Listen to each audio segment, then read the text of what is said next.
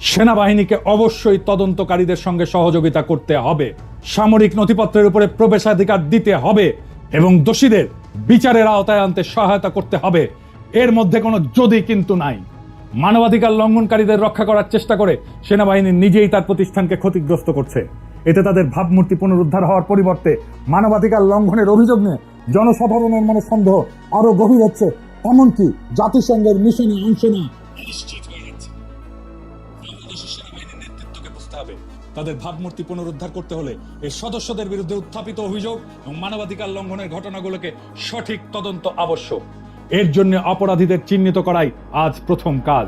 অভিযুক্ত, অপরাধী এবং হত্যাকারীদের বিচার ব্যবস্থার হাতে তুলে দেওয়া, OHCHR এর তদন্তকারীদের সঙ্গে পূর্ণ সহযোগিতা করা, প্রাসঙ্গিক নথিপত্র এবং অন্যান্য প্রমাণ সরবরাহ করা, তাদের বাহিনীর সদস্যদের দ্বারা সংগঠিত অন্যায় প্রমাণিত হলে তা স্বীকার করার মাধ্যমেই শুধু বাংলাদেশ সেনাবাহিনী তার হারানো গৌরব, বিশ্বাস এবং মর্যাদা পুনরুদ্ধার করতে পারবে।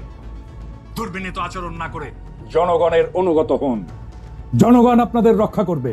আপনারা জনগণের দ্বারা নিযুক্ত, জনগণের অধীনস্থ বাহিনী। আন্তর্জাতিক সম্প্রদায়, জাতিসংঘ বাংলাদেশের জনগণের পক্ষে। কয়েকজন দুর্বৃত্ত জেনারেলের জন্য পুরো বাহিনীকে বিপদে ফেলবেন না। জেনারেল সাহেবেরা আপনাদের বুদ্ধি বেশি হতে পারে, কিন্তু আক্কেল কম। ভলকার তুর্ক সাহেবের কথাকে কাউন্টার দিতে গেলেন কোন আক্কেলে? কখনো কখনো চুপ থাকতে হয়।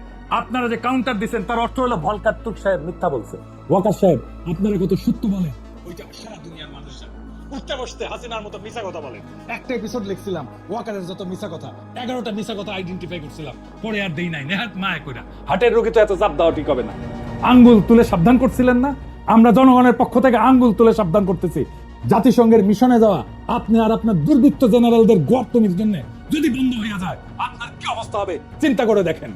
আমরা বিপ্লব করে আসছি, আঙ্গুল তোলারে আমরা ডরাই না। আমরা 18 কোটি জনতা সিক্কর দিলে উদ্ধত আঙ্গুল কানে দিতে হবে, নয়তো কানপট্টি ফেটে যাবে।